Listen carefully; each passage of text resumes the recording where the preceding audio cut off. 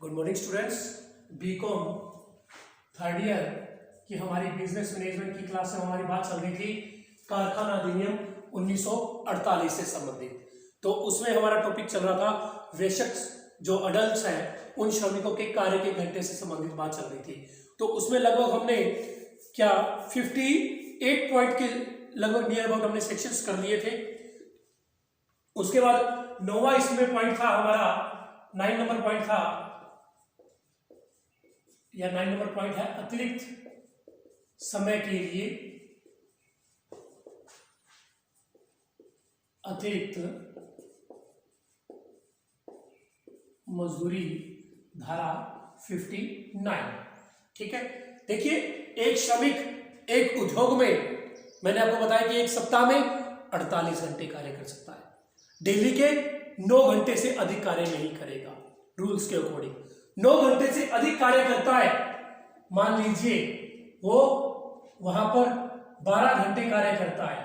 ठीक है, तो 9 घंटे मतलब अधिक समय हो गया 3 घंटे, तो 3 घंटे का उसे ओवरटाइम जो उसने किया है, ठीक है, वो अतिरिक्त मजदूरी उसे मिलेगी, प्लस वो मजदूरी उसे जस्ट क्या मिलेगी, डबल। जैसे अगर मान लीजिए 20 रुपए पर घंटा मिलता है तो ये ओवर टाइम का उसे 40 रुपए पर आवर्स दिए जाएंगे रूल्स के अकॉर्डिंग।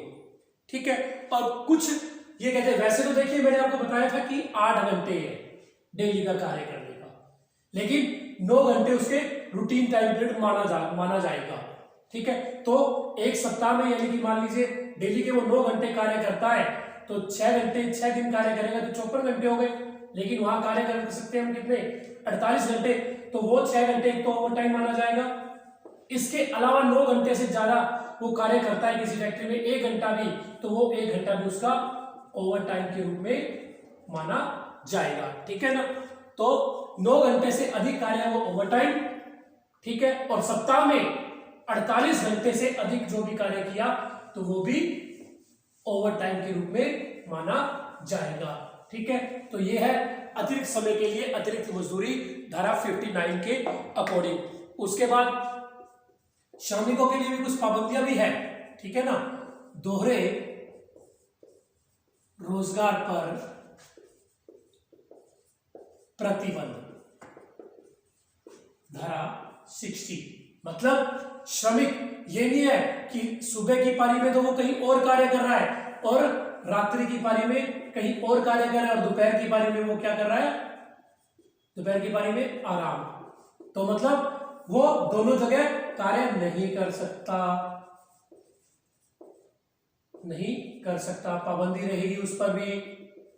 या कहीं रात्रि में कर रहा है और कहीं सुबह कर रहा है, या कहीं यहां पर रात्रि में तो पूरा टाइम लगा रहा है और यहां दोपहर की पारी में या दिन की पारी में 4 घंटे भी लगा रहा है, तो वो भी प्रतिबंध रहेगा। मतलब वो एक ही कारखाने में काम कर सकता है, एक ही पारी में कर सकता है।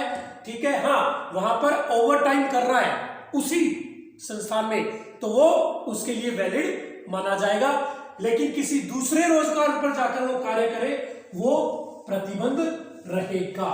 उसी फैक्ट्री में वो ओवर टाइम कर सकता है, उसकी उसे अतिरिक्त मजदूरी मिल जाएगी, उसे काम ही करना है ना, काम कर सकता है। अगर वो भी किसकी इच्छा पर होगा वो काम, अगर वो ओवर टाइम करना भी चाहे, क्योंकि ओवर टाइम की तो कोई डबल मजदूरी मिलेगी, वो फैक्ट्री मालिक की इच्छा पर डिपेंड करता है कि वो ओवर टाइम करवाना चाहता है या नहीं। वो उसलिए करवाएगा अगर उसे माल की अधिकतम आवश्यकता है तो। उसके बाद नेक्स्ट पॉइंट है कार्य अवधियों की सूचना धारा 61। यानी कि जिन श्रमिकों का जो जो कार्य है और किस किस अवधि में, यानी कि डे में किस किस दिन वो क्या क्या कार्य करेंगे और किस किस पारी में कार्य करेंगे, इसकी सूचना डेली नोटिस बोर्ड पर चस्पा कर दी जाएगी।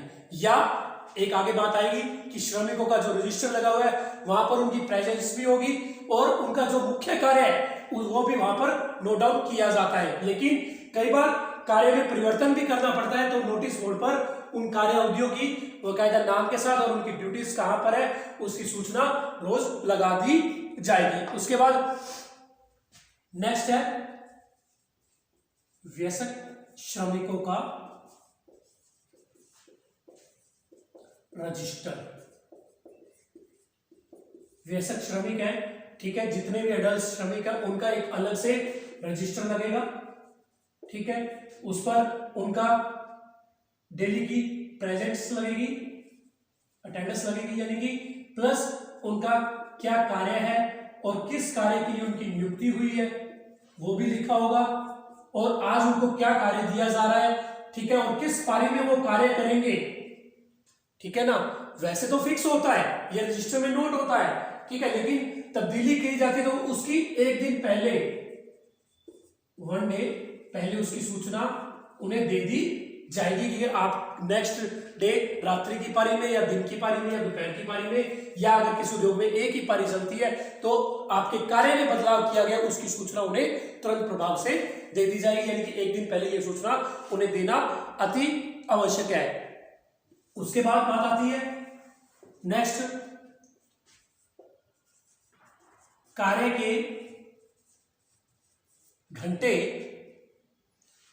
धारा 61, अब ये कार्य के घंटे उनके कितने रहेंगे ये धारा 61 में नोट होता है, ठीक है ना।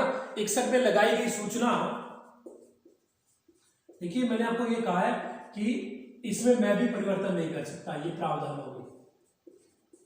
लगाई गई सूचना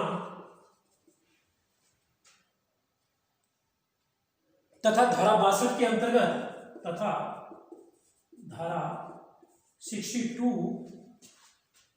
के अंतर्गत रखे जाने वाले रजिस्टर के अनुसार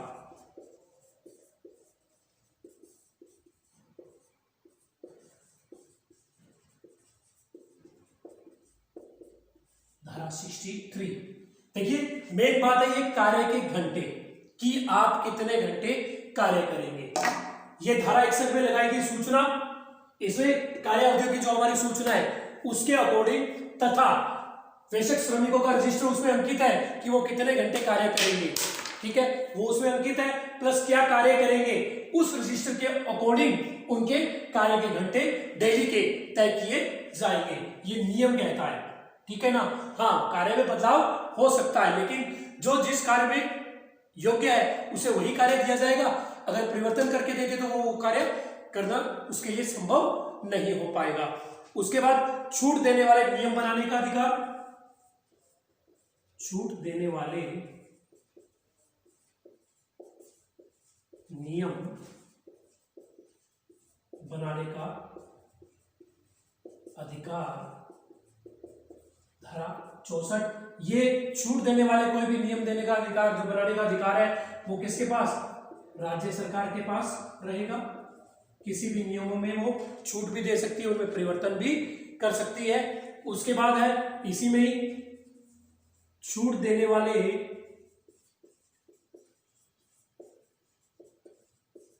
आदेश देने का अधिकार, ये भी राज्य सरकार के पास रहेगा।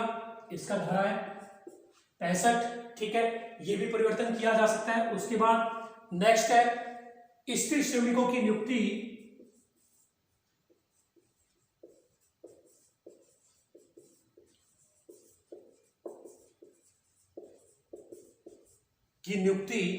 पर अतिरिक्त प्रतिबंध, पर अतिरिक्त प्रतिबंध धारा, यानी कि स्त्री श्रमिक प्रातःकालीन, प्रातः 7 बजे से, प्रातःकालीन 7 बजे से, सॉरी प्रातःकालीन 6 बजे से, 6 बजे से सायं 7 बजे तक ही कार्य करेगी। इसके अलावा वो इस टाइम पीरियड के बीच में स्त्री श्रमिक कार्य करेगी। इसके अलावा वो सायंकालीन 7 बजे के बाद और प्रातःकालीन 6 बजे से पहले पहले वो बीच में कार्य नहीं करेगी। तो आज के लिए हम इतना ही करेंगे। इसके 66 पॉइंट्स हो चुके हैं, ये सेक्शन पूरा हो चुका है। कल हम नवयुवकों की नियुक्ति के बारे में चर्चा करेंगे, आगे के प्रावधानों के बारे में चर्चा करेंगे। Thank you.